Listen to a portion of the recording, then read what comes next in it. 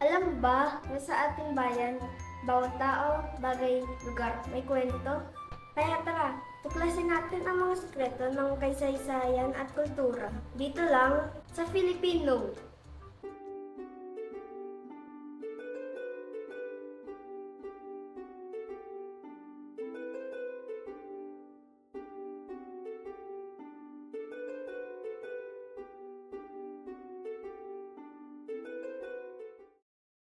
Unahin natin ang isang dakilang makata mula Bulacan, si Francisco Balagtas. Siya ang tinaguri ang prinsipe ng Makatang Tagalog at ang sumulat ng sikat na Florante at Laura. Pero teka, di lang ito kwento ng pag-ibig.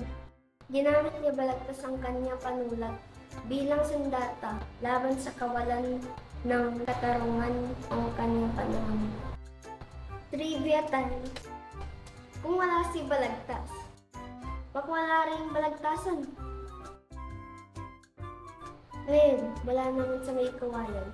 May isa pang kayamanang dapat ipagmalaki. Alam niyo ba, na sa Sitio Turin, may mga mangingisda na nakadiskobre ng imahe ng Santo Niño sa ilog noong ika-17 siglo. Ito ang tinatawag ng Santo Niño de May Kawayan, ang pinakamatandang relikya sa buong Bulacan. At hanggang ngayon, tuwing Santo Niño Festival, makikita ang makukulay na parada at masisiglang selebrasyon bilang patunay ng pananampalataya at tradisyon ng mga taga-May Kawayan. Kaya tandaan, mula sa tula ni Balagtas hanggang sa relikya ng May Kawayan, bawat kwento ay bahagi ating pagkakakilanlan bilang Pilipino. At yan ang trivia na hatid namin dito lang sa Filipino.